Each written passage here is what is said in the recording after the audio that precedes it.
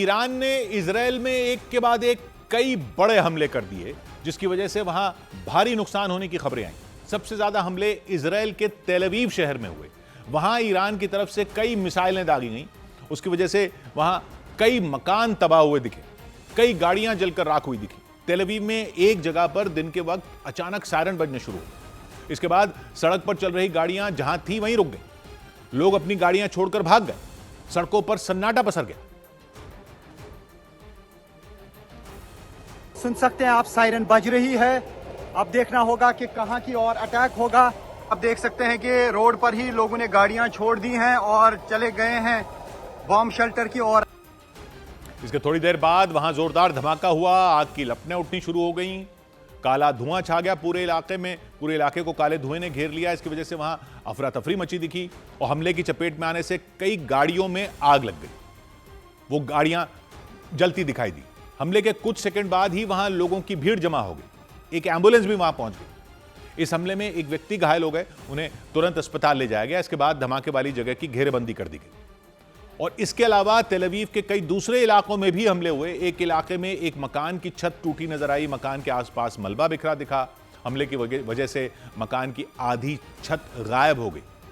Iran की तरफ से दागी गई मिसाइल का एक हिस्सा उस मकान के ऊपर आकर गिरा, ऐसा दावा किया गया और इसकी वजह से वहां भारी नुकसान हुआ। हालांकि गनीमत यह रही कि इस हमले के वक्त उस मकान में कोई मौजूद नहीं था। ऐसा ही खतरनाक हमला वहां के एक दूसरे इलाके में भी हुआ। वहां हमले की चपेट में आने से कई गाड़ियां जलकर बर्बाद हो गई। उन गाड़ियों के सारे शीशे चकनाचूर हो गए। उस इलाके में जितनी भी गाड़ियां खड़ी थी उन सभी गाड़ियों में आग लग गई। इसके बाद राहत और बचाव टीमों के कर्मचारी वहां पहुंचे।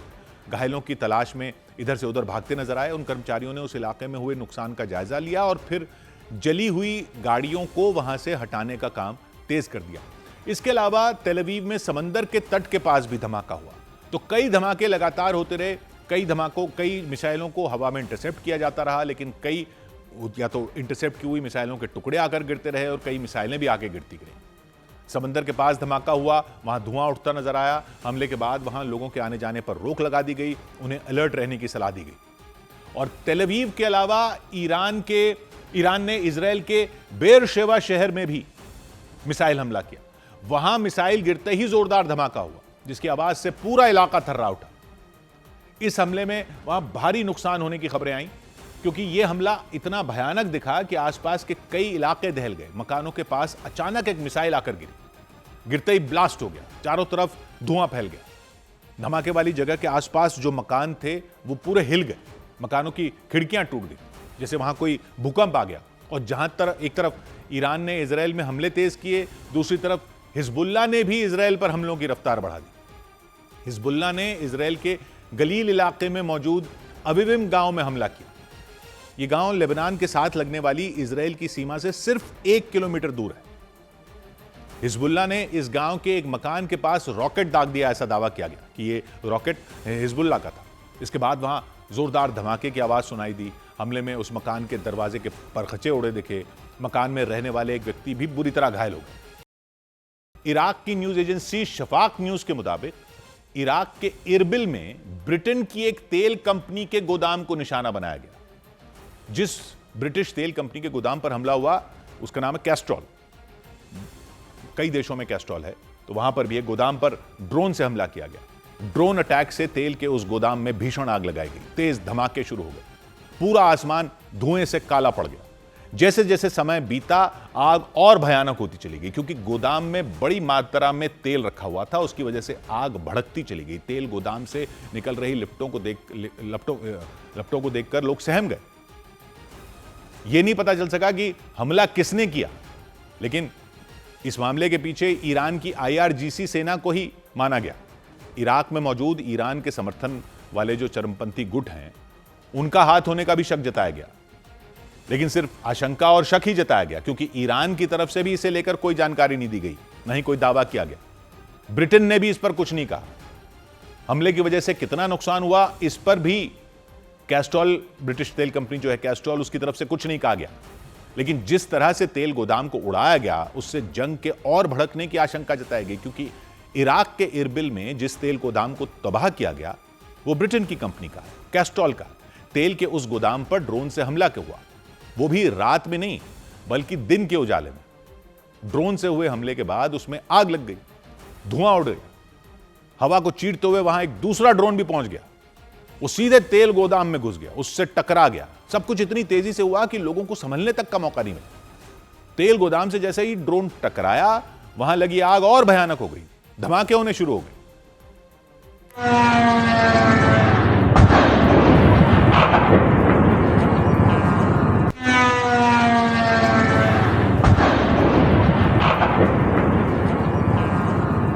कुछ देर में तेल गोदाम में लगी आग ने भयानक रूप ले लिया। तुरंत राहत बचाव का काम शुरू किया गया, लेकिन आग की भीषण लपटों को देखकर लोगों के हाथ पांव फूल गए। इराक के मीडिया के मुताबिक जिस वक्त गोदाम पर हमला हुआ उस वक्त वहां बड़ी मात्रा में तेल रखा हुआ था, तो ड्रोन हमले के बाद चंद मिनटों के अंदर गोदाम में लगी आग बेकाबू हो गई। कैस्ट्रोल ने गोदाम पर हमला किसने किया इसकी जानकारी नहीं दी, लेकिन आशंका यह जताई गई कि इस हमले के पीछे ईरान की IRGC सेना हो सकती है।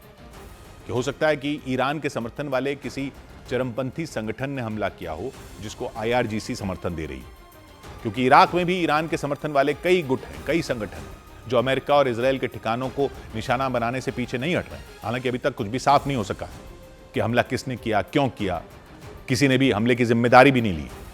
इराक का इरबिल शहर उत्तरी इराक में है। इराक की राजधानी बगदाद से 350 किलोमीटर दूर बगदाद के उत्तर में यह पड़ता है। 10 लाख से ज्यादा लोग यहां रहते हैं। दुनिया के सबसे पुराने शहरों में एक है। इरबिल शहर में ब्रिटेन की तेल कंपनी कैस्ट्रोल का गोदाम है, उसी पर ड्रोन से हमला किया गया।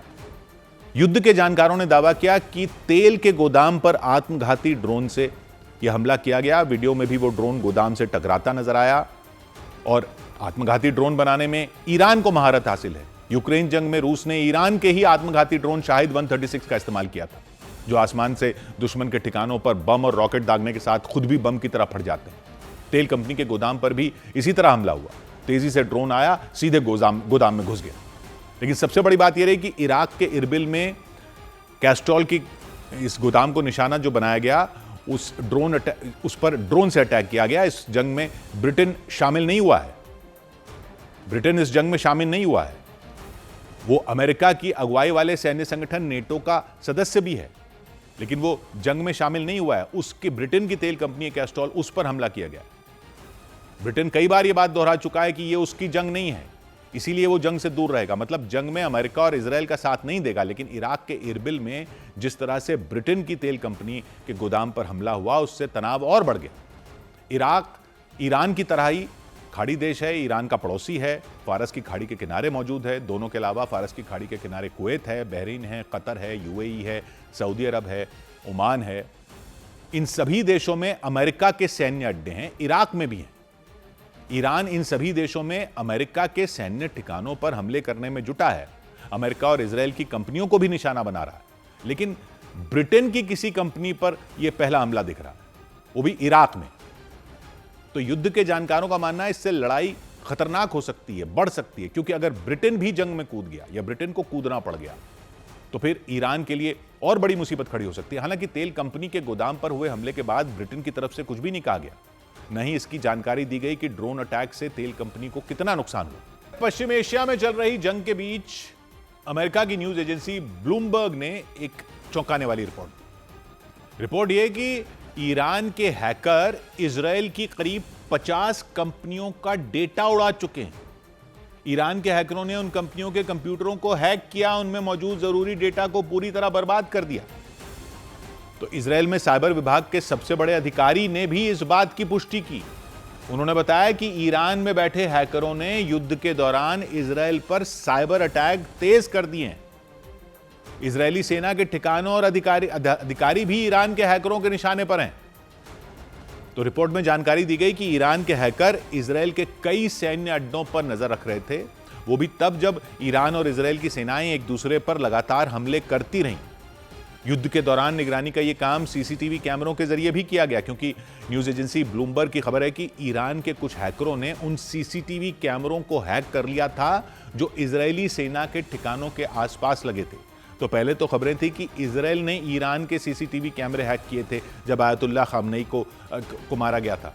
अब यह खबर है कि ईरान ने भी इजरायल के कई सीसीटीवी कैमरे हैक कर लिए थे जो इजरायली सेना के ठिकानों के आसपास लगे थे, जहां ईरान के सैनिक जहां उसके सैनिक तैनात रहते हैं इसराइल के, वहां लगे दर्जनों सीसीटीवी कैमरे हैक कर लिए गए, ऐसा रिपोर्ट में बताया गया। ईरान के हैकरों ने उन कैमरों को अपने कंट्रोल में ले लिया। ऐसा होते ही इसराइल के उन सीसीटीवी कैमरों में रिकॉर्ड होने वाली तस्वीरें सीधे ईरान तक पहुंचने लग गई और वो हैकर ईरान में ही बैठे बैठे इसराइल की सेना पर हर वक्त नजर रख रहे थे। तो वो देख रहे थे कि ईरान के एयरबेस पर कितने सैनिक मौजूद हैं, माफ कीजिएगा, इसराइल के एयरबेस पर कितने सैनिक मौजूद हैं, उन्हें कब और कहां भेजा जाता है। मतलब ईरान के हैकरों ने इसराइल के सैन्य अड्डों पर पल पल नजर बनाकर रखी थी। युद्ध के जानकार बताते हैं कि विरोधी सेना से जुड़ी इस तरह की जानकारियां लड़ाई में बेहद अहम साबित होती हैं। दुश्मन के खिलाफ रणनीति बनाने में इन जानकारियों का इस्तेमाल किया जाता है ताकि उस पर ऐसा सटीक हमला किया जाए कि उसे संभलने का मौका भी ना मिल पाए। तो पहले ऐसे खबरें थी कि इसराइल ने ईरान के कई सीसीटीवी कैमरे हैक किए हुए थे, कई साल से हैक किए हुए थे। अब ये खबरें हैं कि ईरान भी इसराइल के कई सीसीटीवी कैमरे हैक करके उनकी जानकारियां ले रहा था। इस रिपोर्ट से पता चला कि ईरान के हैकरों ने लंबे वक्त तक इसराइल के दर्जनों सीसीटीवी कैमरों को अपने कंट्रोल में रखा था और इसकी जानकारी जब इसराइल के अधिकारियों को मिली तो वो भी भौचक्के के रह गए और एक्शन में आ गए फौरन। उन्होंने ईरान से होने वाले साइबर हमलों पर लगाम कसने की तैयारी तेज कर दी। लेकिन रिपोर्ट में बताया गया कि जब तक इसराइल के अधिकारियों को भनक लगती तब तक तो ईरान के हैकर काफी नुकसान पहुंचा चुके थे। इसराइल में साइबर विभाग की कमान संभालने वाले अधिकारी ने बताया कि जंग के दौरान ईरान की धरती से करीब 5,800 साइबर हमले हो चुके हैं। मतलब एक महीने से चल रहे युद्ध में लगभग रोजाना इसराइल में 200 साइबर अटैक किए जा रहे हैं और इन हमलों में इसराइल की सेना को निशाना बनाया गया, उसके अधिकारियों को टारगेट किया गया। इसराइल की कई सरकारी और प्राइवेट कंपनियों पर भी साइबर हमले किए गए और इसराइल की करीब 50 कंपनियों का डेटा बर्बाद कर दिया गया कि जरूरी डेटा नष्ट होने से उन कंपनियों के कामकाज पर असर पड़ा। आने वाले वक्त में उन्हें भारी नुकसान उठाना पड़ सकता है।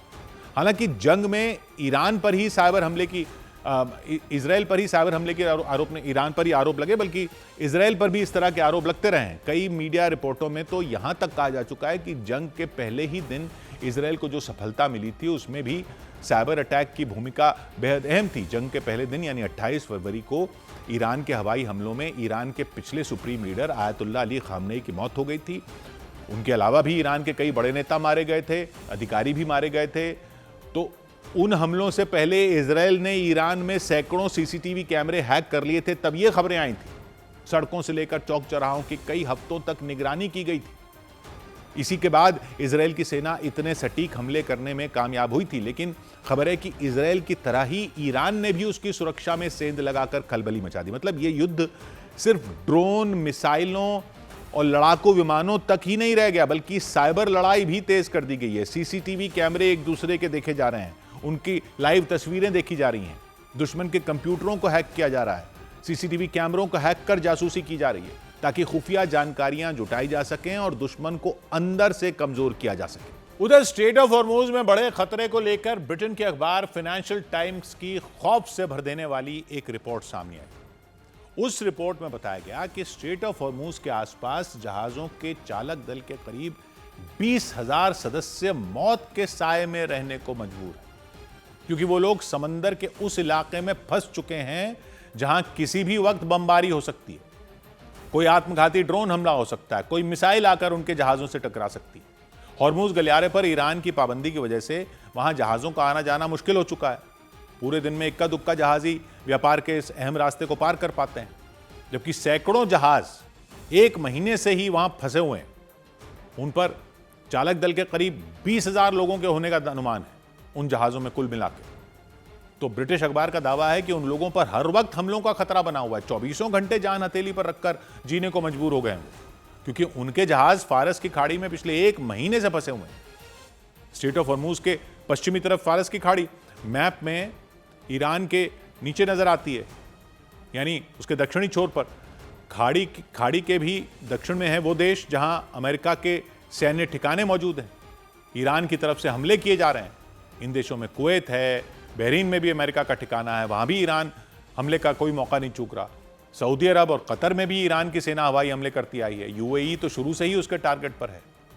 ईरान की मिसाइलें फारस की खाड़ी को पार किए बिना इन देशों तक नहीं पहुंच सकती। वो खाड़ी के ऊपर से जाती हैं और फिर अलग अलग देशों में फटती हैं। इसीलिए अमेरिका, इजराइल और ईरान की लड़ाई में फारस की खाड़ी भी जंग का एक मैदान बन चुकी है। हॉर्मूज गलियारे पर ईरान ने कब्जा किया तो खाड़ी में फंसे जहाजों का बाहर निकलना मुश्किल हो गया। वो फारस की खाड़ी में ही है। गलियारा फारस की खाड़ी में आने जाने का इकलौता रास्ता है जो अरब सागर में मिलता है, और ईरान की IRGC सेना ने इस रूट पर सख्त पहरा लगा रखा है। उसकी इजाजत के बिना कोई भी जहाज स्ट्रेट ऑफ हॉर्मूज को पार करने का खतरा उठाना नहीं चाहता। ईरान ये धमकी दे चुका है, उससे मंजूरी लिए बिना किसी भी जहाज ने हॉर्मूज गलियारे को पार करने की गलती की तो वो गलती उसे बहुत भारी पड़ेगी, क्योंकि वो जहाज सीधे सीधे ईरान की सेना के निशाने पर आ जाएगा। यानी वो वहां से आगे भी ना जाए और पीछे जाने का रास्ता नहीं है, तो खाड़ी है, तो वो वहां पर फंसे हुए हैं सब। ईरान धमकी दे रहा है कि जो भी जहाज जाएगा सेना उस पर हमले करेगी, बम की तरह फटने वाले ड्रोन मारेगी, मिसाइलें दागेगी।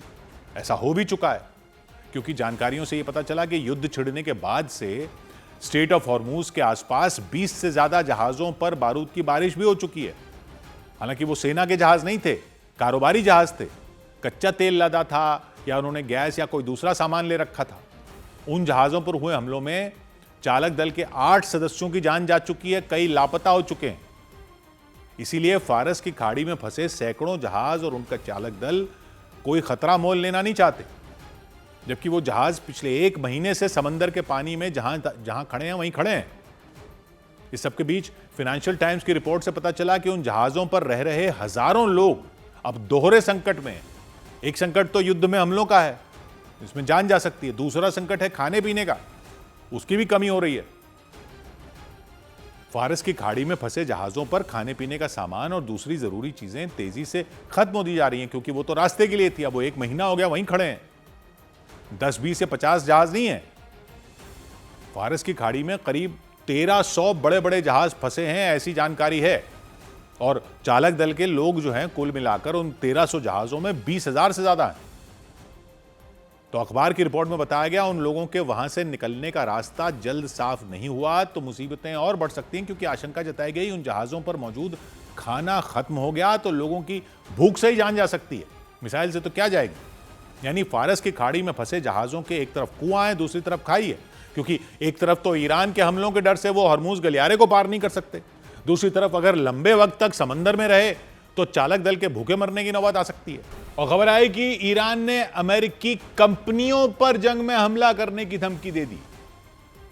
पश्चिमी मीडिया में रिपोर्ट आई कि ईरान ने अमेरिका की 18 कंपनियों को धमकी दी, जिनके खाड़ी देशों में ठिकाने हैं या दफ्तर हैं, कि अगर ईरान के एक और नेता की हत्या हुई तो वो पश्चिम एशिया में मौजूद अमेरिकी कंपनियों के दफ्तरों पर मिसाइल बरसाएगा।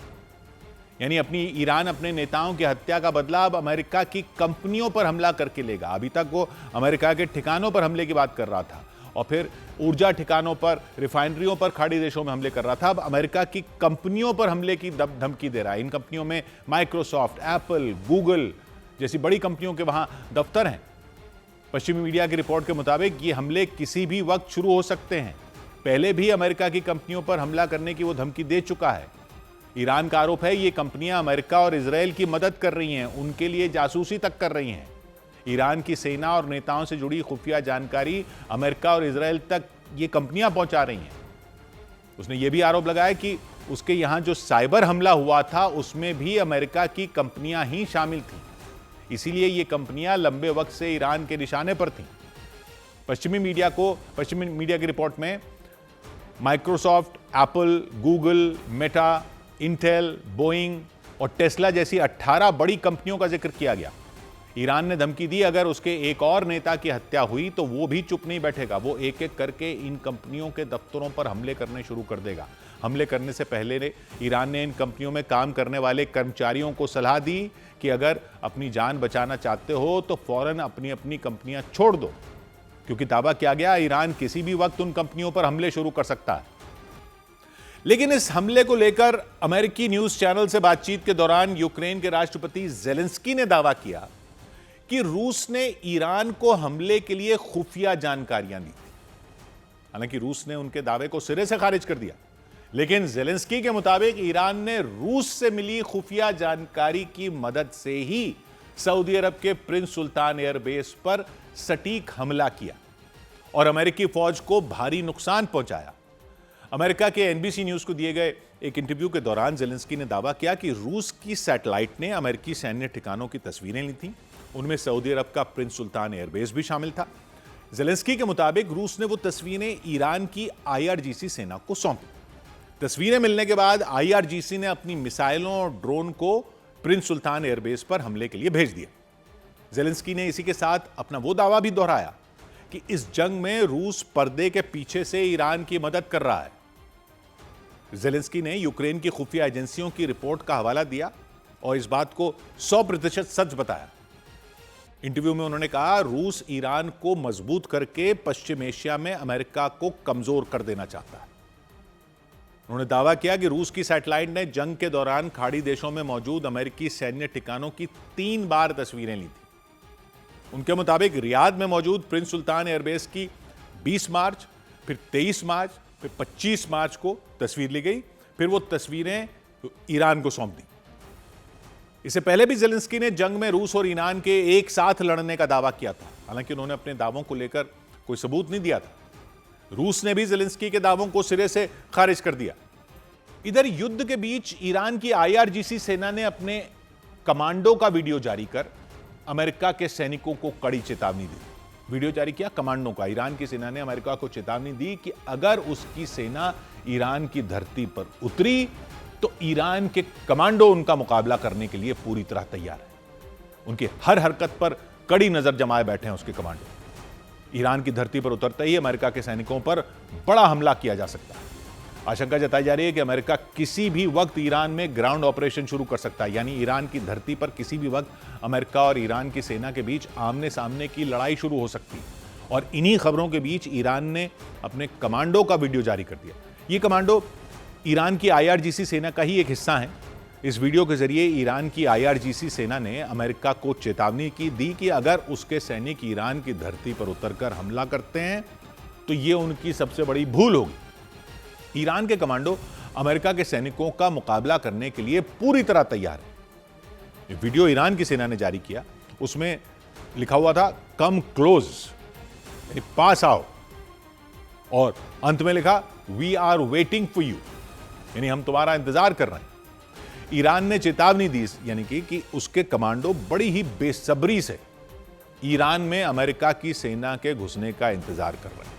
तो ईरान की तरफ से इस तरह के वीडियो जारी किए गए। आईआरजीसी सेना ने अमेरिका के सैनिकों को चेतावनी दी कि किसी भी कीमत पर ईरान में ग्राउंड ऑपरेशन करने की ना सोचें। अगर ऐसा करते हैं तो ये उनकी सबसे बड़ी भूल होगी। उनके कमांडो इस भूल के लिए उन्हें पछताने का भी मौका नहीं देंगे। अंजाम ऐसा होगा जिसके बारे में अमेरिका ने कभी सोचा भी नहीं होगा। ईरान की सेना ने इस वीडियो में अपने कमांडो के युद्ध लड़ने की तैयारी, उनके हमला करने के अलग अलग तरीकों, सबको दिखाया और अमेरिका समेत पूरी दुनिया को एक तरह से ये दिखाया कि उनकी तैयारी किसी भी मुकाबले में अमेरिका से कम नहीं है। उधर अमेरिका और इजरायल के हमलों के बीच ईरान के विदेश मंत्री अब्बास अराक्ची को तेहरान की सड़कों पर घूमते हुए देखा गया।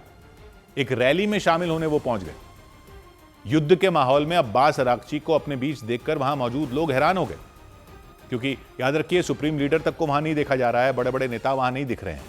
वहां मौजूद लोगों के हाथों में ईरान का झंडा नजर आया। कुछ लोगों ने अब्बास अराक्ची के साथ सेल्फी भी ली और इस दौरान अब्बास अराक्ची भी बेहद खुश नजर आए। چطور دیدین آقای دکتر؟ خیلی عالی. واقعا قبطه میخوره آدم به این مردمی که انقدر با انگیزه، با حرارت، با روحیه بسیار بالا. ईरान के विदेश मंत्री अब्बास अराक्ची और इस वक्त बहुत अहम चेहरा माने जा रहे हैं ईरान का। उन्होंने अमेरिका और इजरायल के साथ चल रहे युद्ध पर भी बात की। बताया कि ईरान ने इस युद्ध को खत्म करने की शर्तें रख दी हैं, मतलब शर्तें मान ली गई तो ईरान युद्ध खत्म करने का ऐलान कर सकता है। इस जंग को लेकर अमेरिका पर सवाल खड़े किए। ईरान के विदेश मंत्री ने संकेत दिए कि अगर जरूरत पड़ी तो ईरान की सेना अमेरिका के साथ जमीनी लड़ाई के लिए भी तैयार है। द टेलीग्राफ अखबार, ब्रिटेन का अखबार टेलीग्राफ, उसको इंटरव्यू दिया डोनाल्ड ट्रंप ने और एक बार फिर नेटो को कागजी शेर बता दिया। ये सब जो नेटो के देश अमेरिका का साथ नहीं दे रहे हैं, तो ईरान जंग में नेटो की तरफ से मदद नहीं मिलने से ट्रंप भड़के हुए दिखे। उन्होंने कह दिया वो नेटो से निकलने पर गंभीरता से विचार कर रहे हैं कि अमेरिका ही नेटो से निकल जाए। इससे पहले भी नेटो पर वो अपना गुस्सा निकाल चुके हैं, नेटो को कायर कह चुके हैं, कागजी शेर बता चुके हैं। लेकिन द टेलीग्राफ के साथ बातचीत के दौरान ट्रंप ने साफ कह दिया कि वो इस बात पर गंभीरता से विचार कर रहे हैं कि अमेरिका को नेटो से कब निकलना है। नेटो पर भड़कते हुए उन्होंने कहा वो नेटो से कभी भी प्रभावित नहीं हुए, नेटो को कागजी शेर बताया। यह तक कह दिया कि बात सिर्फ उन्हें ही नहीं बल्कि रूस के राष्ट्रपति, ये उनकी नहीं है, वो रूस के राष्ट्रपति पुतिन भी यही बात जानते हैं, वो भी नेटो को कागजी शेर मानते हैं। ये ट्रंप ने कहा। रूस जिसके खिलाफ 77 साल पहले नेटो बना था, इसमें शुरू से ही अमेरिका शामिल था, अमेरिका की अगुवाई में बना था, इसके संस्थापक सदस्य देशों में अमेरिका ही था। इतने साल तक अमेरिका ही इसकी अगुवाई करता रहा। 77 साल बाद सब कुछ बदलता दिख रहा। ईरान जंग के दौरान ट्रंप ने बार बार नेटो के सदस्य देशों से मदद की गुहार लगाई। कभी सैन्य अड्डे मांगे, कभी नौसेना के जहाज मांगे, कभी किसी और तरह के से साथ आने की अपील की, लेकिन नेटो देश इस जंग में उतरने से बचते रहे। किसी न किसी तरह से उन्होंने खुद को जंग से अलग रखा, क्योंकि नेटो में जो नियम बताया जाता है वो ये कि अगर एक देश पर हमला होगा तो सब पर हमला माना जाएगा। उनका कहना है कि ये अमेरिका पर हमला थोड़ी हुआ है, अमेरिका ने हमला किया है, तो ये नेटो की जंग नहीं है। कई देशों ने इसे केवल अमेरिका की ही जंग बताया। इसी बात से ट्रंप का पारा चढ़ गया, वो भड़क गए, नाराज हो गए। जंग के दौरान ही नेटो पर फट पड़े कई बार। 25 years ago, I mean, I was somebody that wasn't a politician, but I was always involved in politics and I understood politics. I said 25 years ago that NATO's a paper tiger, but more importantly that we'll come to their rescue, but they will never come to ours. Trump ने दावा किया वो NATO का रवैया पहले से जानते थे, उनको पहले से अंदाजा था। 25 साल पहले ही उन्होंने इसे समझ लिया था कि नेटो की ताकत सिर्फ दिखावे की है। ट्रंप लगातार बीते कुछ दिनों से नेटो से अलग होने की तरफ इशारा करते रहे। कभी सोशल मीडिया पर पोस्ट डाली, कभी पत्रकारों से बातचीत की। ईरान जंग से पहले भी ग्रीनलैंड के मुद्दे पर उन्होंने नेटो से नाराजगी जाहिर की थी, और असल में नेटो और अमेरिका के बीच जो दरार पड़ी वो ग्रीनलैंड के मुद्दे पर पड़ी थी। तब से वो दरार बढ़ती जा रही। इस बार नेटो पर उनका गुस्सा ज्यादा भड़का हुआ दिखाई दिया। लगातार उन्होंने नेटो की एकजुटता पर सवाल उठाए। ग्रीनलैंड के मुद्दे को लेकर नेटो और अमेरिका के रिश्तों में जो दरार पड़ी थी, ईरान जंग के दौरान और ज्यादा गहरी और बड़ी होती दिखी। ईरान से जारी युद्ध के बीच अमेरिका ने अपना तीसरा एयरक्राफ्ट कैरियर भी वहां भेज दिया, पश्चिम Asia. USS George H W. Bush aircraft carrier America की वर्जीनिया से रवाना हो गया। वो उस मोर्चे पर पहुंच जाएगा जहां इन दिनों भयंकर जंग चल रही है। पहले से ही उस इलाके में अपने 2 बड़े एयरक्राफ्ट कैरियर अमेरिका ने तैनात कर रखे हैं। यूएसएस एब्राहम लिंकन पहले ही अरब सागर में पहुंच चुका था, उसके बाद उसने यूएसएस जेरल्ड फोर्ड को भी जंग के मैदान में भेज दिया। अब तीसरे एयरक्राफ्ट कैरियर को भी भेज दिया, अमेरिका की ताकत ताकि और बढ़ जाए वहां पर। लेकिन खबर आई कि यूएसएस जेरल्ड फोर्ड के एक हिस्से में आग लग गई थी, उसके बाद ही अमेरिका ने तीसरा एयरक्राफ्ट कैरियर भेजने का फैसला लिया। अमेरिकी मीडिया ने कहा कि जो जेरल्ड फोर्ड में आग लगी थी उसके बाद तीसरा भेजा, तो अनुमान लगाया गया कि जंग का मोर्चा कमजोर ना पड़ जाए, इसलिए अमेरिका ने यह कदम उठाया। और साथ ही उसने ये दिखाने की भी कोशिश की कि खाड़ी देशों में मौजूद उसके जो सहयोगी देश हैं उनकी सुरक्षा के लिए वो कोई कसर नहीं छोड़ रहा। अमेरिका का यूएसएस जेरल्ड फोर्ड अचानक ऑपरेशन से ही बाहर हो गया। उसकी जगह लेने के लिए ही उसने अपना तीसरा एयरक्राफ्ट कैरियर पश्चिम एशिया में भेजा। यूएसएस जेरल्ड फोर्ड के एक हिस्से में आग लग गई थी, उसे मरम्मत की जरूरत थी, उसे वापस भेजने का फैसला लिया गया। लेकिन जंग के मोर्चे को खाली भी नहीं छोड़ा जा सकता था, इसलिए अमेरिका ने तुरंत यूएसएस जॉर्ज एच.डब्ल्यू. बुश को रवाना कर दिया। अमेरिकी मीडिया ने बताया कि यह एयरक्राफ्ट कैरियर अमेरिका के वर्जीनिया से निकलकर अफ्रीका के दक्षिणी सिरे का चक्कर लगाकर हिंद महासागर के रास्ते अरब सागर में पहुंचेगा। वहां तक जाने का एक दूसरा रास्ता भी है जो शॉर्टकट है, अटलांटिक महासागर से भूमध्य सागर और फिर सुएज नहर से होते हुए लाल सागर से भी जा सकते हैं। अदन की खाड़ी को पार कर सीधा अरब सागर में पहुंचा जा सकता है, लेकिन अमेरिका लंबी दूरी वाले रास्ते से, लंबे रास्ते से ही अपने एयरक्राफ्ट कैरियर को लेकर जाएगा, ये खबरें आ रही हैं। क्योंकि लाल सागर में हुती विद्रोही हैं, वो जंग के माहौल को देखते हुए उस रास्ते से जाने का खतरा मोल नहीं लेगा जहां इन दिनों हमले हो रहे हैं।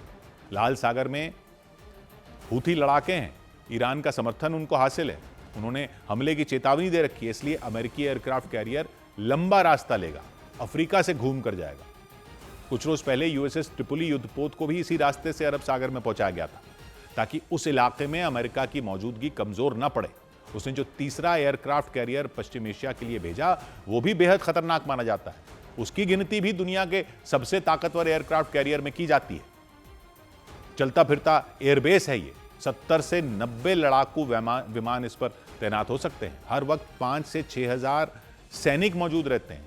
हाईटेक सिस्टम है इसमें, मिसाइल डिफेंस सिस्टम भी मौजूद है।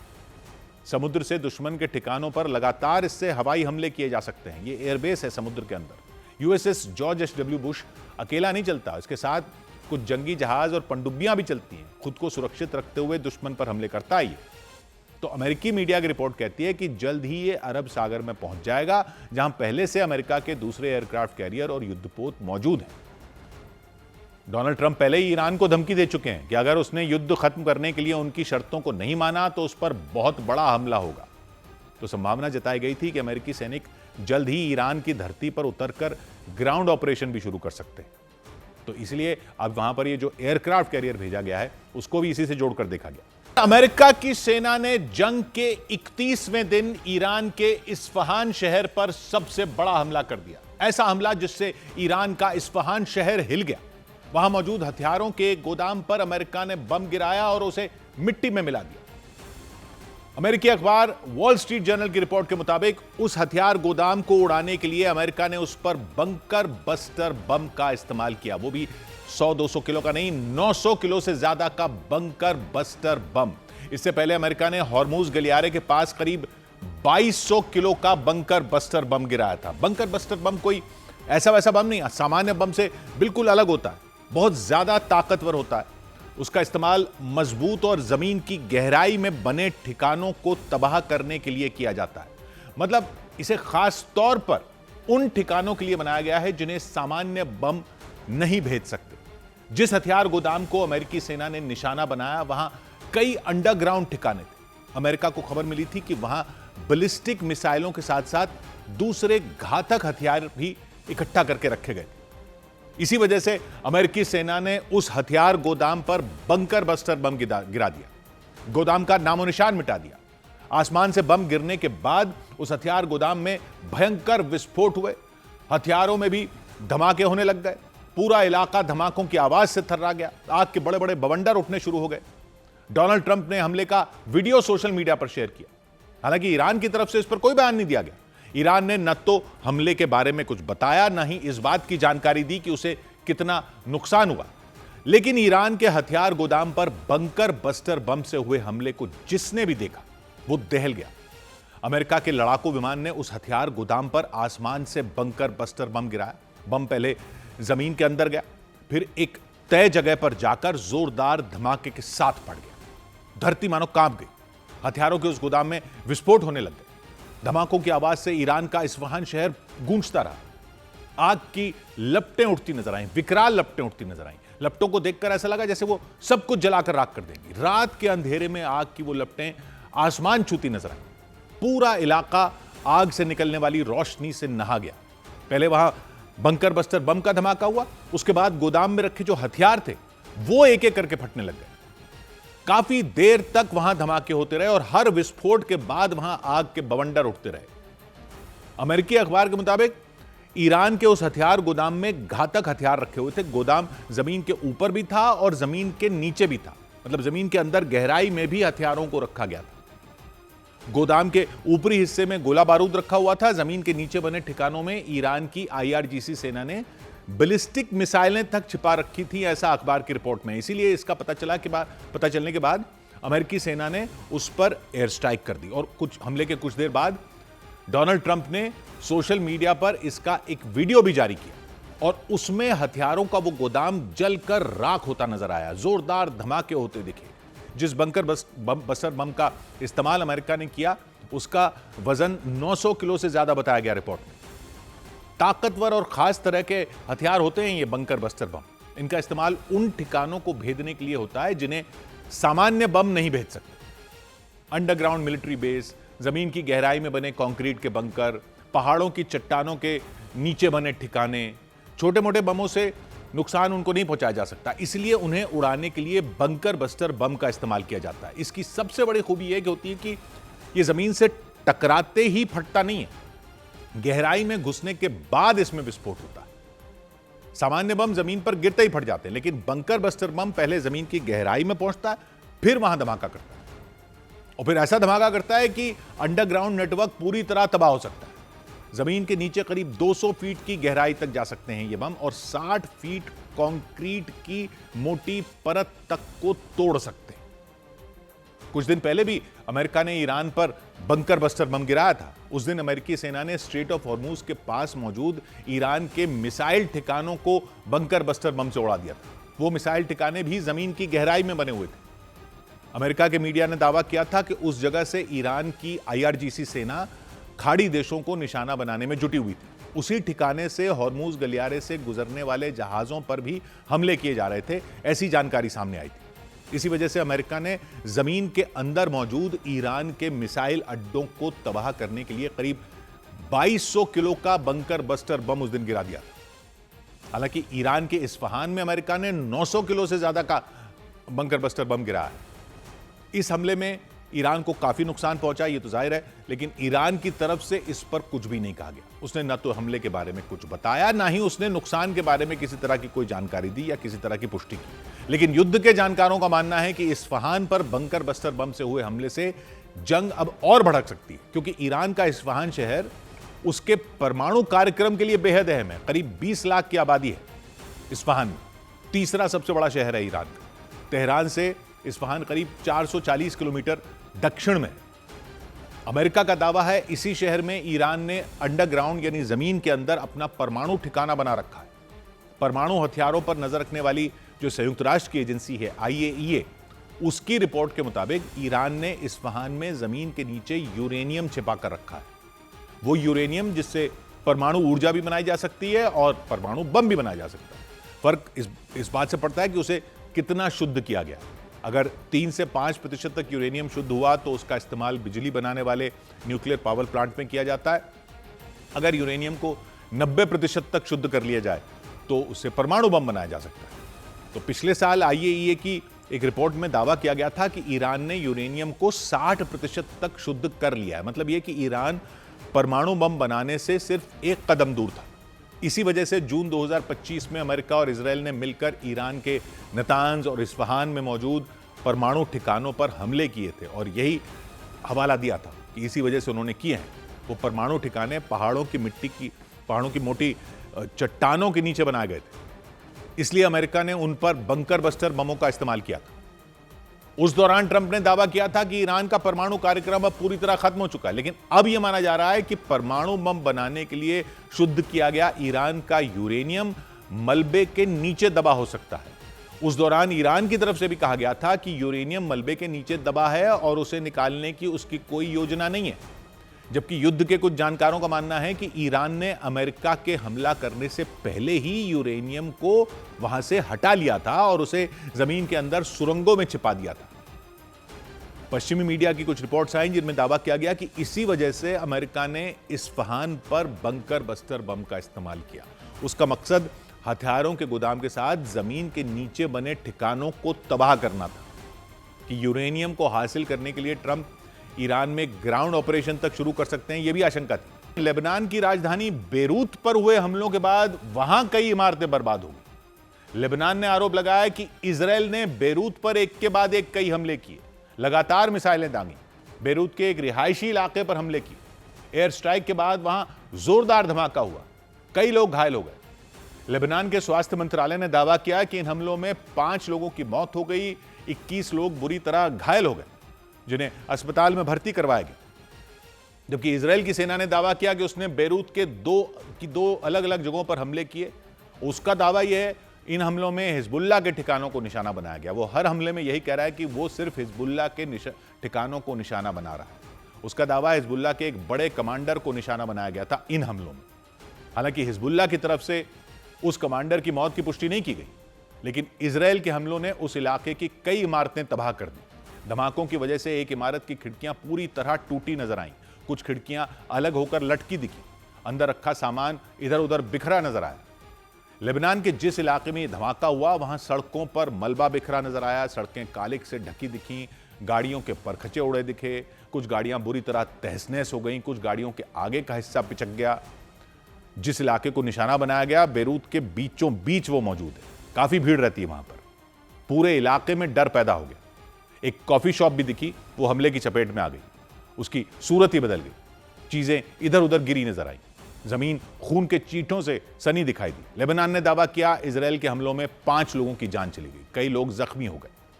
इससे पहले लेबनान की राजधानी बेरूत के एक और इलाके में हमला हुआ, जिस पर लेबनान ने आरोप लगाया कि इजरायल की सेना ने रिहायशी इलाके को वहां निशाना बनाया।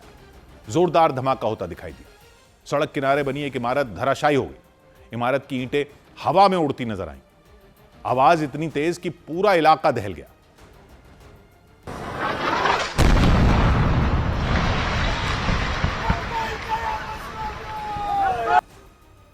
कुछ ही सेकंड में इमारत के चारों तरफ धूल ही धूल भर गई, दूसरी इमारतें भी धूल की चादर में लिपट गईं।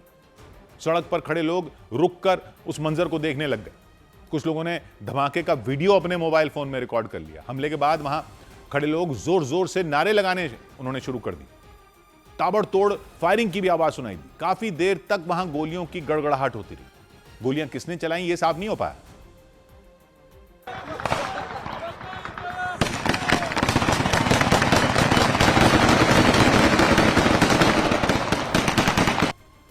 लेबनान ने दावा किया इजरायल के हमलों की वजह से अब तक 1200 से ज्यादा लोगों की वहां जान जा चुकी है, कई लाख लोग बेघर हो चुके हैं, घर छोड़कर सुरक्षित जगहों पर जाने को मजबूर हो चुके हैं। ईरान से जारी युद्ध के बीच इजरायल की सेना ने दक्षिणी लेबनान में हिजबुल्लाह के लड़ाकों के खिलाफ ऑपरेशन तेज कर दिया। इजरायल की सेना ने उस कार्रवाई के दौरान हिजबुल्लाह के ठिकानों को तबाह करने के साथ उसके कई लड़ाकों को मार गिराने का दावा किया और वहां से भारी तादाद में हथियार भी बरामद किए। दक्षिणी लेबनान में जिस इलाके में हमला हुआ वहां कुछ लोग घूमते हुए नजर आए, काले कपड़े पहने हुए थे। कुछ देर बाद वो दोनों वहां से गुजर रही सड़क के उस पार पहुंच गए और दौड़ने लगे। उन पर नजर रख रही इजरायल की सेना ने उन्हें हिजबुल्लाह के लड़ाके बताया और वहां मौजूद इमारतों में हिजबुल्लाह के लड़ाकों का ठिकाना होने की आशंका जताई। उसी जानकारी के आधार पर इजरायल की वायुसेना ने उस इलाके में ड्रोन से हमला कर दिया। ड्रोन से ठीक उस जगह बम गिराया गया जहां हिजबुल्लाह के वो लड़ाके भागते हुए नजर आए थे। इस हमले के बाद वहां तेज धमाका हुआ, पूरा इलाका सफेद धुएं की चपेट में आ गया। वहां काफी देर तक फायरिंग भी हुई। उसके बाद फायरिंग के दौरान हिजबुल्लाह के कई लड़ाकों को मार गिराने का दावा किया इजरायल ने। इसके बाद वहां मौजूद इमारतों में सर्च ऑपरेशन शुरू किया गया और उस कार्रवाई के दौरान इजरायल की सेना को एक इमारत में हथियारों का गोदाम मिला। हिजबुल्लाह के हथियारों का वो गोदाम विस्फोटक, रॉकेट लॉन्चर, ग्रेनेड और एंटी टैंक मिसाइलों से भरा हुआ नजर आया। इजरायल के सैनिक भी वहां दंग रह गए। उन्होंने दावा किया हिजबुल्लाह के लड़ाके उन्हीं हथियारों से उन पर लगातार हमले कर रहे थे। इजरायल की सेना ने उस गोदाम में रखे सभी हथियारों को जब्त कर लिया और लेबनान में हिजबुल्लाह के लड़ाकों और उनके ठिकानों पर आगे भी हमला जारी रखने की चेतावनी दे दी। और इसके साथ ही इजरायल की सेना ने लेबनान के दूसरे इलाकों में भी हिजबुल्लाह के ठिकानों पर हमला करने का दावा किया। इजरायल के हवाई हमलों ने लेबनान की राजधानी बेरूत समेत कई शहरों में भारी तबाही मचा दी। इन हमलों के बाद लेबनान ने इजरायल पर अस्पतालों और आम लोगों पर हमला करने का आरोप लगाया, लेकिन इजरायल ने दावा किया उसकी सेना ने सिर्फ और सिर्फ हिजबुल्लाह के ठिकानों को ही निशाना बनाया। इजरायल के हमले के बाद लेबनान के हनवाई में कई इमारतें खंडर बनी नजर आईं।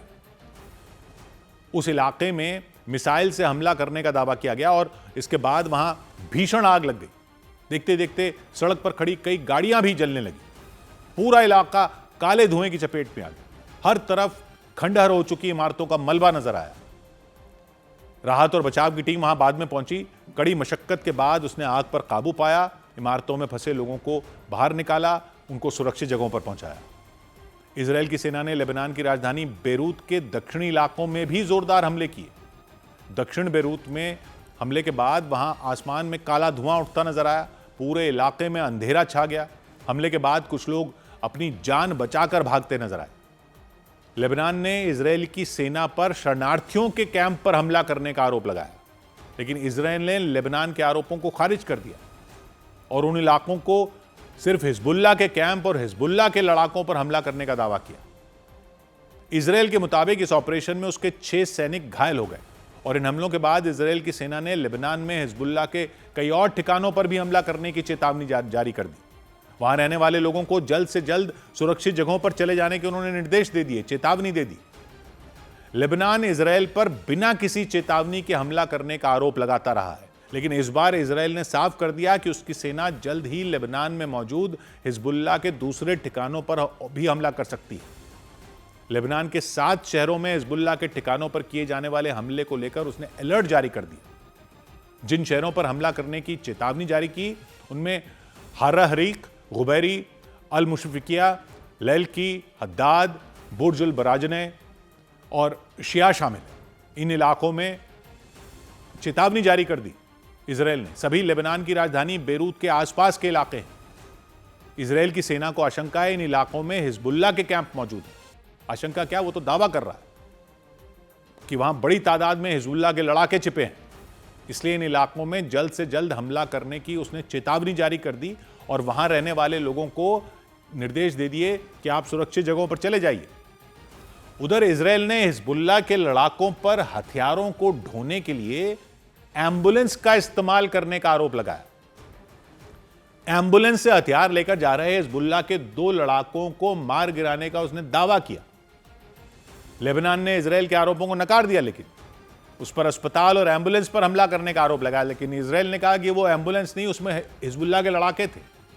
उसकी सेना ने जिस एम्बुलेंस पर हमला किया उसने दावा किया उसमें हथियार ले जा रहे थे वो लोग। एम्बुलेंस में हथियारों को भरकर उन्हें उत्तरी लेबनान से दक्षिणी लेबनान ले जाया जा रहा था, जिससे इसराइल की सेना पर और तेज हमले किए जाएं और उसे ज्यादा से ज्यादा नुकसान पहुंचाया जाए। इसराइल की सेना के मुताबिक दक्षिणी लेबनान में हिजबुल्लाह के कुछ लड़ाके मेडिकल स्टाफ की ड्रेस पहने नजर आए, जिससे कि वो लोग इसराइल की सेना को धोखा देकर उस पर आसानी से हमला कर सकें। ये इसराइल की सेना का दावा है। उसका दावा है कि मेडिकल स्टाफ की ड्रेस पहनकर हिजबुल्लाह के वो लड़ाके जिस इलाके में मौजूद थे वहां से उन पर कई रॉकेटों से हमला किया गया। उसकी वजह से वहां मौजूद उन लोगों पर उनका शक बढ़ गया और फिर हवाई हमला किया गया, जिसमें हिजबुल्लाह के 2 लड़ाकों की मौत हो गई। इसराइल ने हिजबुल्लाह के लड़ाकों पर एम्बुलेंस का गलत इस्तेमाल करने का आरोप लगाया, लेकिन लेबनान ने इसराइल के इन आरोपों को सिरे से खारिज कर दिया।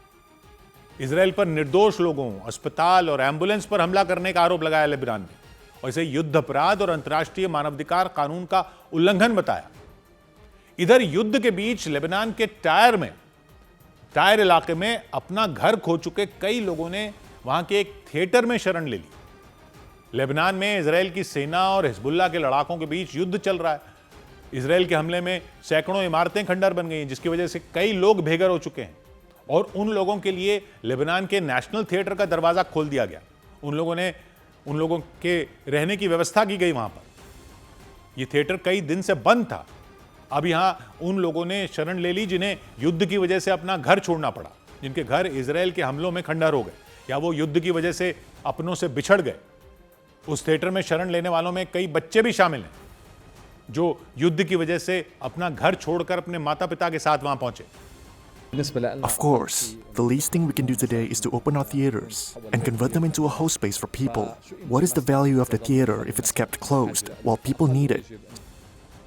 द लेबनानी नेशनल थिएटर के संस्थापक और एक्टर कासिम इस्तांबुली ने बताया कि ये पहल ज़रूरतमंदों को जगह देने के लिए की गई, क्योंकि युद्ध की वजह से हज़ारों लोग अपना घर छोड़ने और पलायन करने को मजबूर हो गए और थिएटर में शरण लेने वाले सभी लोगों के खाने पीने और रहने की व्यवस्था वहाँ की गई। इसराइल के हमले की वजह से हालात तनावपूर्ण बने हुए हैं। टायर शहर में हज़ारों लोग बेघर हो चुके हैं। इसराइल के रक्षा मंत्री इजराइल कद्स ने दावा किया कि उनकी सेना युद्ध खत्म होने के बाद भी दक्षिणी लेबनान पर अपना कंट्रोल नहीं छोड़ेगी। तो लेबनान वाली लड़ाई जो है वो अलग चल रही है। उनके मुताबिक लेबनान के इस हिस्से में चरमपंथी संगठन जो है हिजबुल्लाह के लड़ाकों को रोकने के लिए वहां लंबे समय तक इसराइल की सेना को तैनात किया जाएगा। इस ऐलान के बाद आशंका जताई गई कि इसराइल दक्षिणी लेबनान पर कब्जे की तैयारी में है। उस इलाके में कई दिनों से भीषण युद्ध चल रहा है। इसराइल की सेना जमीनी लड़ाई लड़ रही है, हिजबुल्लाह के लड़ाकों को मारने और उन्हें वहां से भगाने में जुटी है।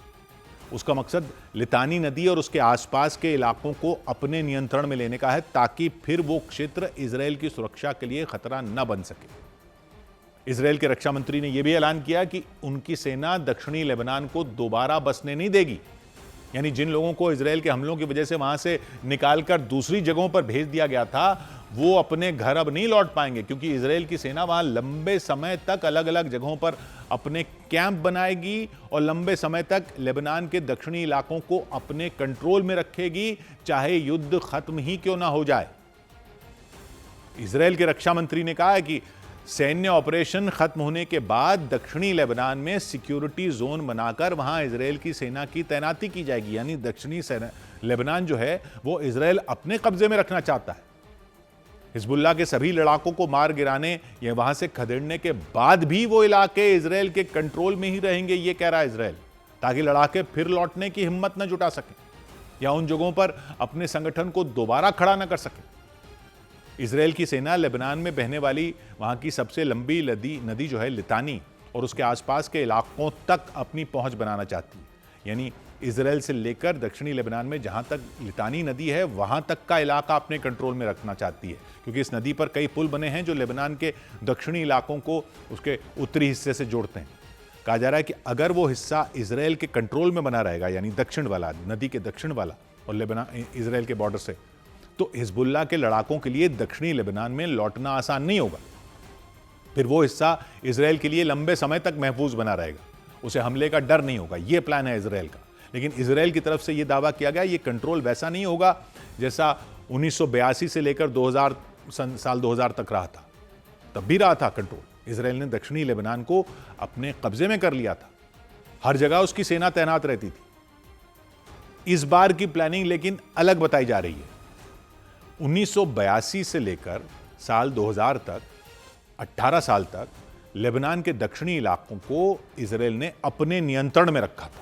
उस वक्त उसे पीएलओ नाम के फिलिस्तीनी संगठन से खतरा था, पैलेस्टीनियन लिबरेशन ऑर्गेनाइजेशन पीएलओ था, तो उससे खतरा था, तब यह तैनाती की थी।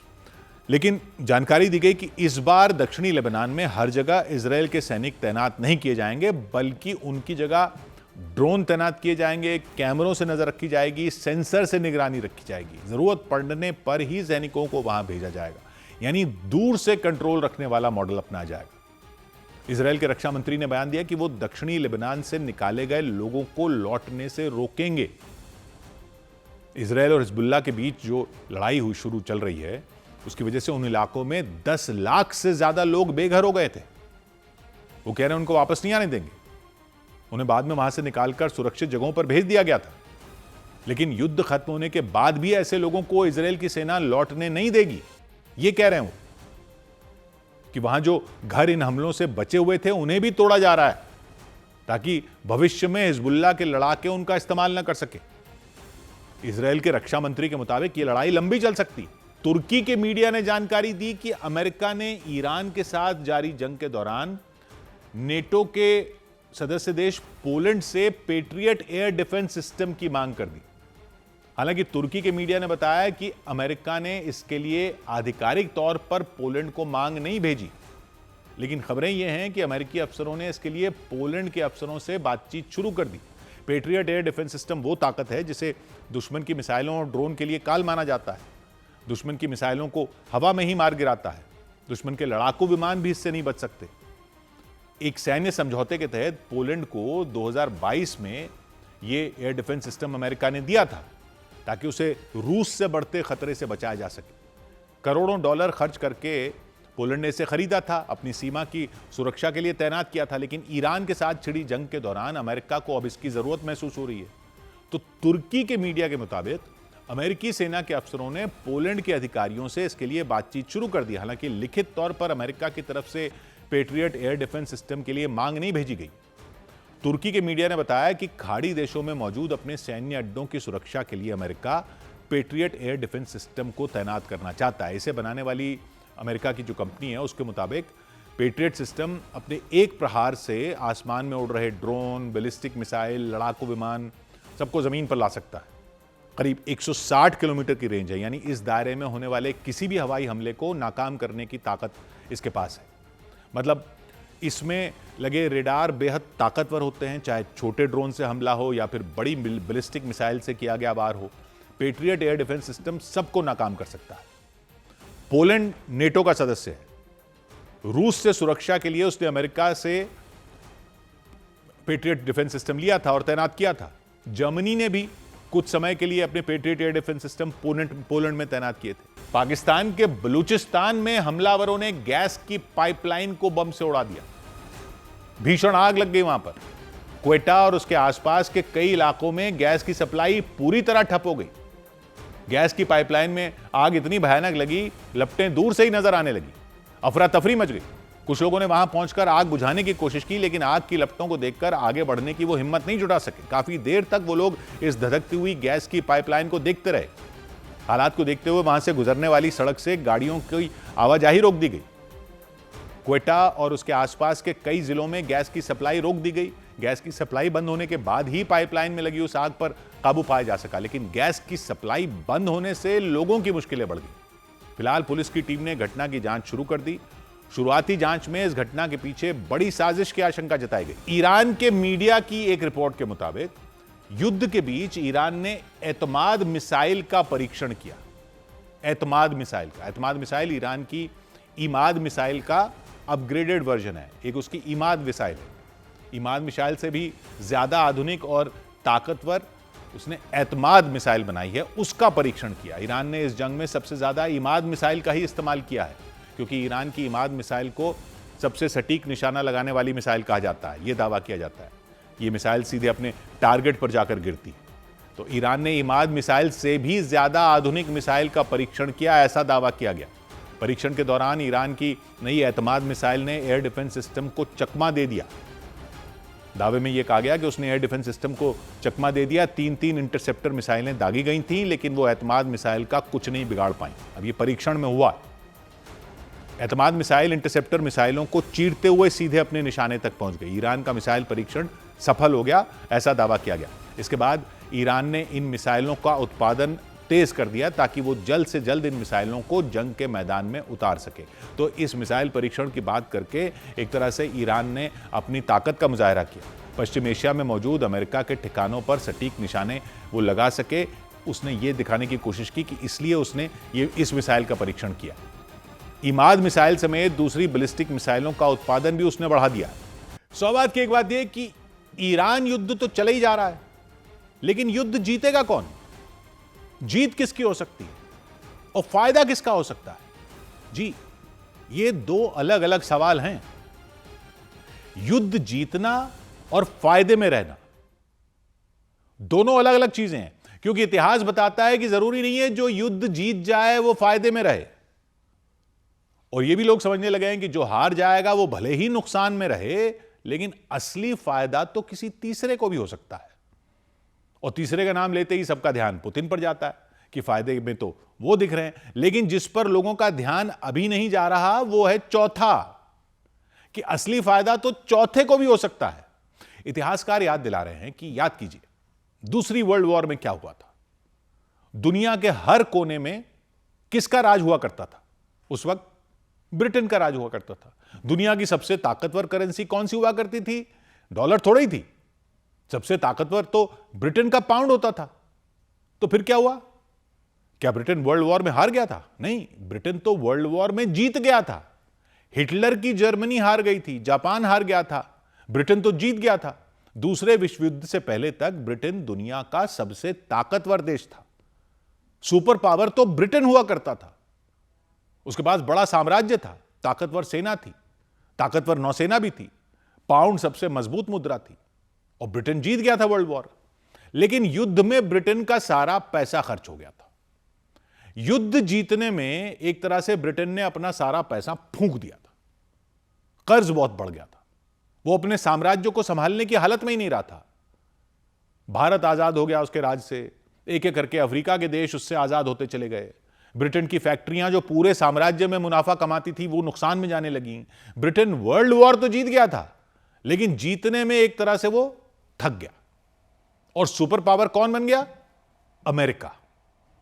अमेरिका वर्ल्ड वॉर में था ही नहीं, बहुत बाद में आया। और बाद में भी जब युद्ध में शामिल हुआ तो उसकी जमीन पर युद्ध नहीं हुआ था, अमेरिका में युद्ध नहीं हुआ।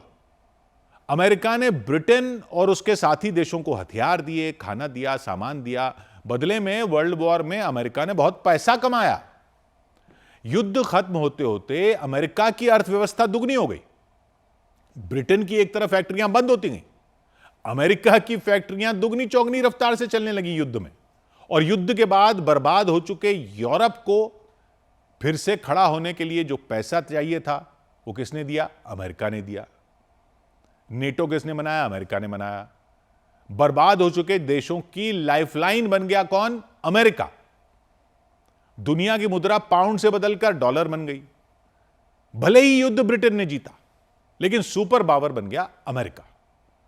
तो युद्धों का इतिहास बताता है कि जो देश युद्ध में ज्यादा पैसा खर्च करता है और लंबे युद्ध में उलझ कर रह जाता है, वो अंत में भले ही युद्ध तो जीत जाए, लेकिन पहले से कमजोर पड़ जाता है।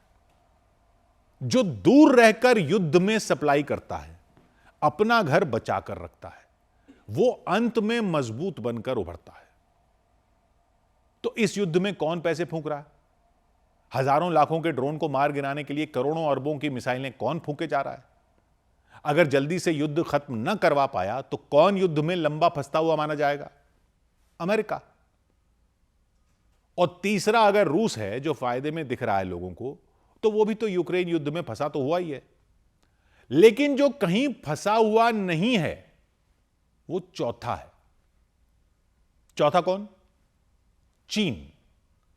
अभी ईरान युद्ध में अमेरिका और इजराइल मुख्य खिलाड़ी हैं।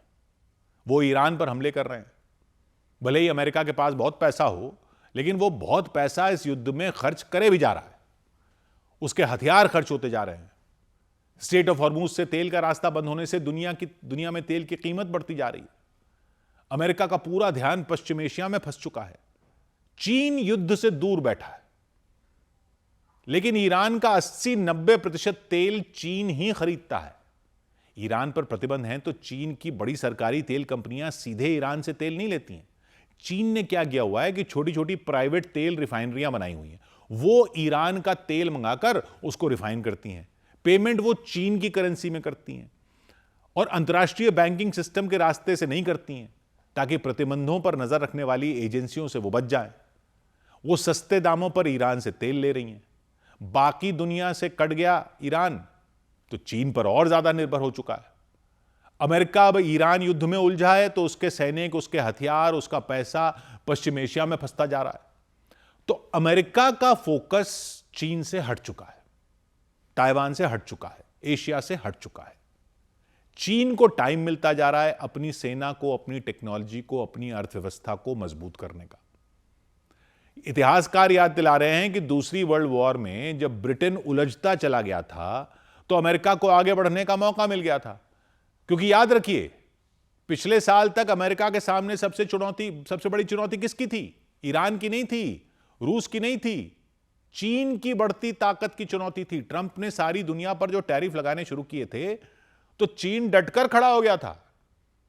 अमेरिका की असली ट्रेड वॉर चीन से ही थी और चीन से ही है। ट्रंप जब ये कह रहे थे कि बाहर से सस्ता माल आ रहा है, अमेरिका की कंपनियों को नुकसान हो रहा है, अमेरिका के लोगों के रोजगार को नुकसान हो रहा है, तो उसमें मुख्य इशारा तो चीन की तरफ ही था। इजराइल का मकसद तो अपने को सुरक्षित करना था जंग के लिए, लेकिन अमेरिका जो चाह रहा था कि ईरान में उसके पसंद की सरकार बन जाए वेनेजुएला की तरह, उससे तो चीन को ही सबसे बड़ा नुकसान होना था। और अब भी अगर किसी तरह से ईरान के तेल पर अमेरिका का कंट्रोल हो जाता है तो चीन को ही नुकसान होगा, क्योंकि ईरान का 80-90% तेल अभी चीन ही खरीद रहा है सस्ते में। हालांकि चीन रूस से भी खूब तेल खरीदता है, वो तो बहुत जगह से तेल खरीदता है, लेकिन उसने 2021 में ईरान के साथ 25 साल की डील की थी, $40,000 करोड़ के व्यापार की। उस डील से चीन को तेल मिल रहा है, बदले में चीन ईरान में सड़कें बना रहा है, इंफ्रास्ट्रक्चर खड़ा कर रहा है, जो जैसे वो दूसरे देशों में करता है। दूसरे देशों में कर्ज देके करता है, यहां पे तेल लेके कर रहा है। अमेरिका के दुश्मन को चीन ने अपना साथी बना लिया था। चीन ने ईरान को एससीओ संगठन में भी शामिल करवाया, चीन ने ईरान को ब्रिक्स में भी शामिल करवाया। तो अगर अमेरिका अपनी पसंद की सरकार वहां बनवाने में कामयाब हो जाता है, तब तो चीन के सारे किए धरे पर पानी फिर सकता है। लेकिन जिस दिशा में युद्ध जा रहा है वो अभी तो होता दिख नहीं रहा कि वहां अमेरिका की पसंद की सरकार बन जाएगी। बल्कि युद्ध में अगर अमेरिका अपने मकसद में कामयाब नहीं हुआ तो बाकी खाड़ी देशों को भी सोचना होगा कि उनको अमेरिका के साथ जाने से फायदा हुआ है या नुकसान हुआ है। अमेरिका के अड्डे वहां होने की वजह से बाकी खाड़ी देशों की तो सारी शांति ही भंग हो चुकी है। उन्होंने अपनी सुरक्षा के लिए अड्डे रखे थे वहां पे और उन्हीं अड्डों पर ही हमले हो रहे हैं। और चीन उन पर भी पहले से डोरे डाल रहा था, ऐसा नहीं चीन वहां नहीं था। 2023 में चीन ने ही सऊदी अरब और ईरान के बीच समझौता भी करवाया था।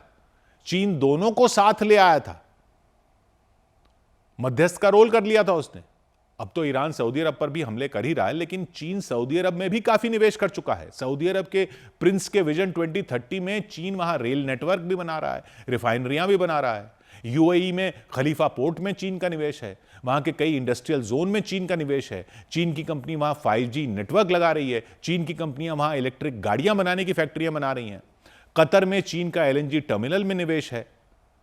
खाड़ी के देश अभी तो अपनी सुरक्षा के लिए अमेरिका पर निर्भर थे और टेक्नोलॉजी और अर्थव्यवस्था के लिए वो चीन के साथ थे, लेकिन वो सब युद्ध के बाद इस पर जरूर विचार करेंगे कि अमेरिका के साथ जाने से, अमेरिका को अपने अड्डे बनाने देने से उनकी सुरक्षा हुई या उनकी सुरक्षा पर खतरा बना। चीन इस सिचुएशन का फायदा उठा सकता है।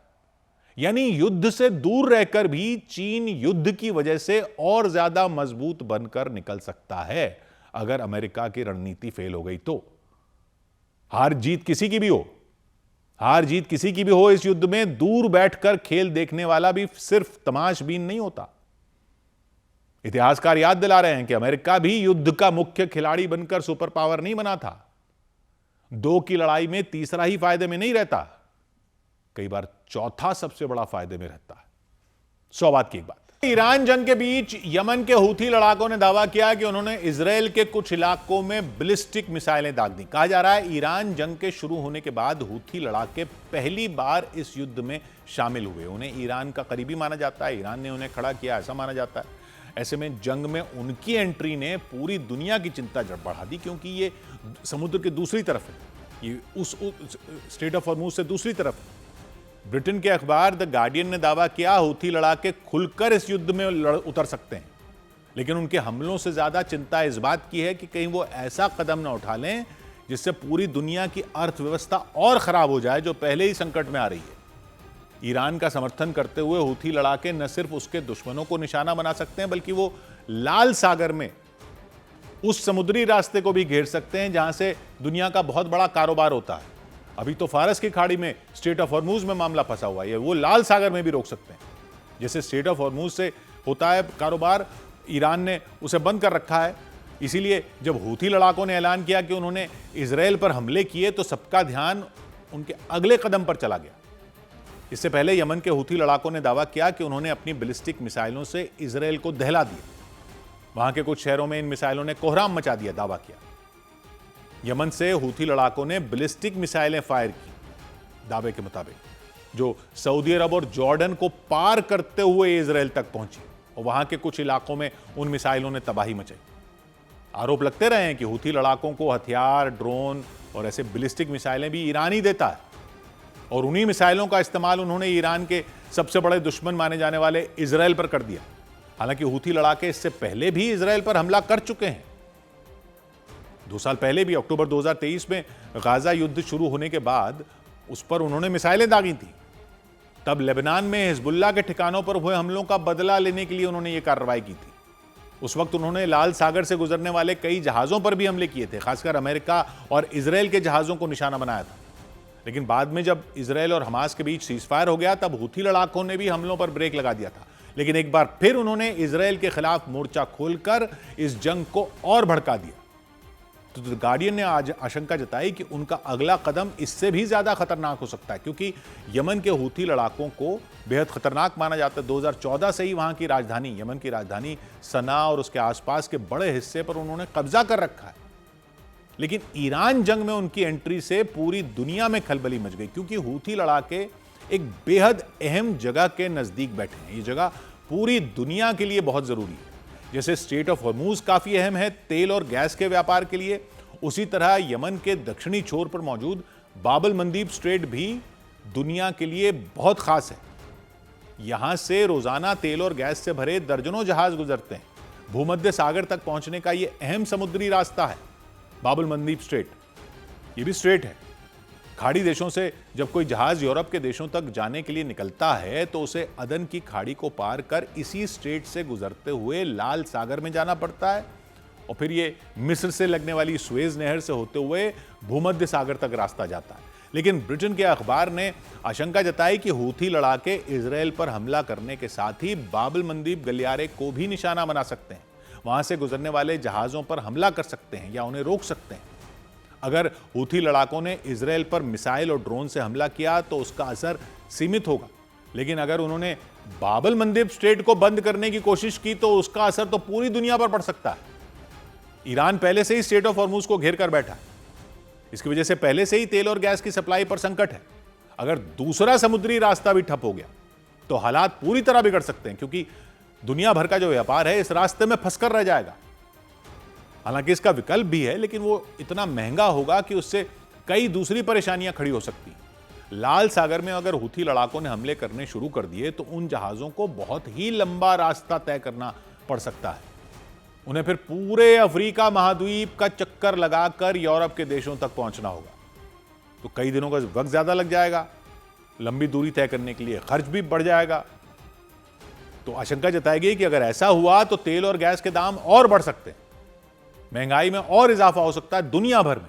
इसकी वजह से पहले से कमजोर दुनिया की अर्थव्यवस्था पर और दबाव बन सकता है और इजराइल पर हूथी लड़ाकों के हमले के दावे के बाद उसका असर भी दिखना शुरू हो गया। कच्चे तेल के दाम बढ़ने शुरू हो गए। अंतर्राष्ट्रीय बाजार में कच्चे तेल की कीमत $116 प्रति बैरल के पार चली गई। पिछले हफ्ते ये 110 से $112 प्रति बैरल चल रही थी, वो भी बढ़ी हुई थी। तेल के दाम बढ़ने के पीछे की वजह हूथी लड़ाकों का ईरान जंग में कूदना हो सकता है।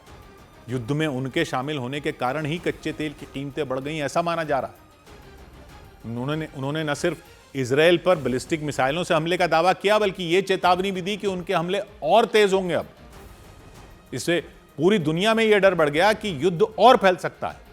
अगर हूथी लड़ाकों ने लाल सागर को निशाना बनाना शुरू कर दिया तो स्थिति बेहद गंभीर हो सकती है, क्योंकि तब तेल और गैस की सप्लाई और कम हो सकती है। उसकी वजह से उनके दाम और बढ़ सकते हैं। स्ट्रेट ऑफ हॉर्मुज के बंद होने से पहले से ही इनकी सप्लाई बुरी तरह प्रभावित है। दूसरा अहम रास्ता भी अगर खतरनाक हो गया तो वहां हमले शुरू हो गए तो जहाजों का वहां से गुजरना मुश्किल हो जाएगा और खमियाजा एशिया और यूरोप के देशों को उठाना पड़ेगा।